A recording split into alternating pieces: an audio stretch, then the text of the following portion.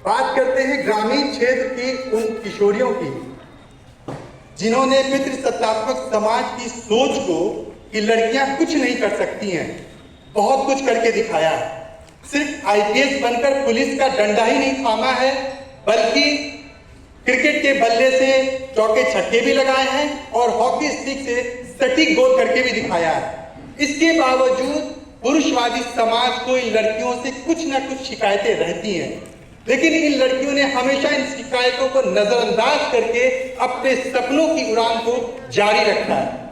ऐसी ही लड़कियों पर हिंदी के मशहूर कवित्री कात्यायनी जी ने हॉकी खेलती लड़कियां शीर्षक से एक कविता लिखी है, जिसे आज चरखा की किशोरियां प्रस्तुत कर रही हैं। इस नाटक को निर्देशित किया है राजेश निर्मल जी ने। तो आइए देखते हैं हॉकी खेलती लड़कियां शीर्षक कविता से प्रस्तुत नाटक। मुजफ्फरपुर के किलकारी में जब चरखा की किशोरियों ने कात्यायनी की कविता हॉकी खेलती लड़कियां पर आधारित नाटक को प्रस्तुत किया, तो वहां उपस्थित दर्शक मंत्रमुग्ध हो गए। आइए देखते हैं पुरुषवादी समाज की सोच पर प्रहार करते नाटक की झलकियां। ग्रुप ए ग्रुप बी की लड़कियां ग्राउंड में आ जाओ। तो तैयार हो सब?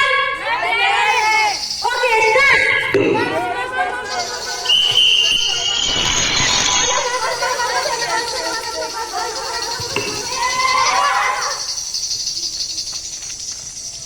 आज शुक्रवार का दिन है और इस छोटे से शहर की लड़कियां खेल रही है हॉकी।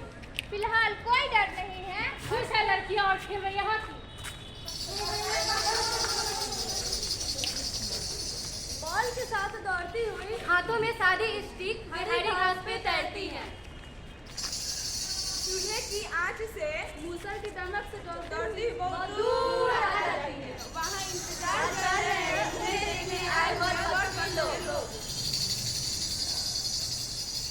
नमस्ते भाई साहब, नमस्ते। आइए बैठिए। कैसे हैं आप लोग? अच्छे हैं, अपना बताइए। लड़कियां हॉकी खेलते हैं, उस घर में हम अपना रिश्ता नहीं कर सकते हैं। उस घर में पानी पीना भी हम लोग को पसंद नहीं है। अरे भाई साहब रुक जाइए, हम नहीं करेंगे शादी। अरे भाई साहब और अभी तक बैठा है, चलो बहुत जल्दी है शादी करने की। पिताजी प्रतीक्षा कर रहे हैं दफ्तर से लौटकर। अरे घर में कोई है नहीं क्या? बाहर निकलो। कहाँ गिरे हैं सब लोग? कहाँ थी तुम? बच्चियाँ कहाँ है? तुम दिख क्यों नहीं रही है मुझे? वो बच्चियाँ पकौड़े में है, पकौड़े में क्या? जी नहीं, मेरा कहने का मतलब था कि बच्चियाँ खेलने गई है और मैं आपके लिए अभी चाय नाश्ता। लड़कियाँ खेलने गई है? जी। कहाँ और क्या खेलने गई है? जी मैं आपको बताना चाहती थी कि वो हॉकी खेलना चाहती है। वो हॉकी खेलने गई है? तुमने उन्हें जाने दिया? आने दो रे, उन्हीं हॉकी स्टिक से तुम्हें और मैं दोनों को बताऊं।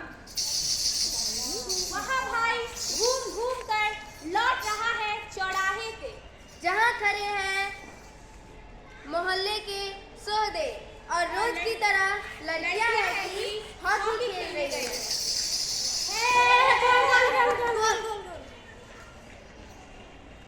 इस बात से निश्चित है लड़कियां हंस रही है रेफरी की चेतावनी पर। क्या क्या चल रहा है? मैं कब से देखे जा रहा हूँ तुम लोग फॉल खेलने जा रही हो। हंस क्यों रही हो? अगर अगली बार से ऐसे हंसते देखा तो खेल से बाहर कर दूंगा, समझी? लड़कियां बारिश के बाद भी नम्र घास पर फिसल रही है, गिर रही है और उठ रही है। वे लहरा रही है, वे चमक रही है और मैदान के अलग अलग मोर्चों में रह रहकर उमड़ रही है। वे सीख रही हैं, वे सीटी मार रही हैं और बिना रुके भाग रही हैं, एक छोर से दूसरे छोर तक। उनकी पुष्ट टांगें चमक रही हैं नृत्य की लयबद्ध गति के साथ। इसी तरह खेलती रहती लड़कियां निर्भय निसंकोच हंसती। सीटी बजाने से स्टिक लटकाए हाथों में एक भीषण जंग की तैयारी करती हुई लड़कियां लौटेंगी घर। अगर ऐसा ना हो तो समय रुक जाएगा, इंद्र सब कुपित हो जाएगा, चक्रवात आ जाएगा, वज्रपात हो जाएगा। बाबूजी गरजते हुए आएंगे और भाई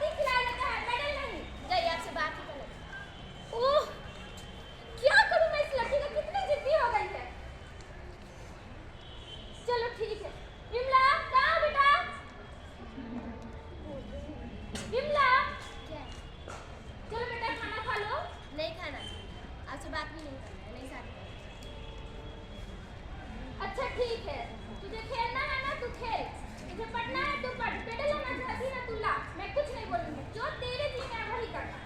अब तो मान जा, चल खा ले। हाँ सच में, सच में, हाँ सच में।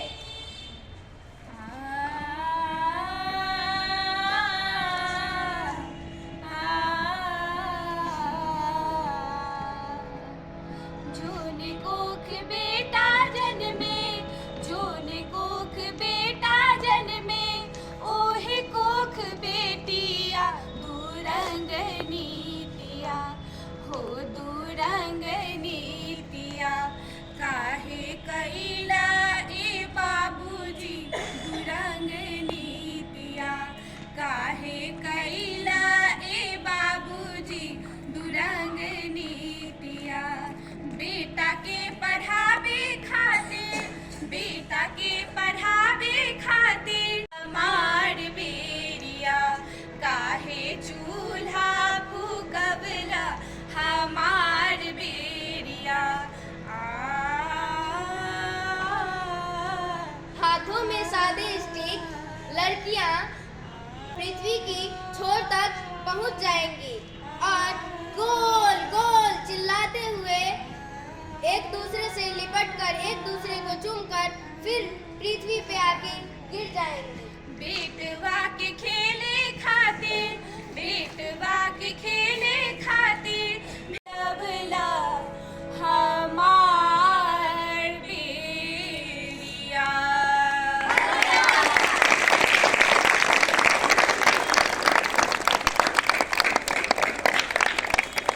नाटक के निर्देशक रंगकर्मी राजेश निर्मल ने क्या बताया, आइए सुनते हैं।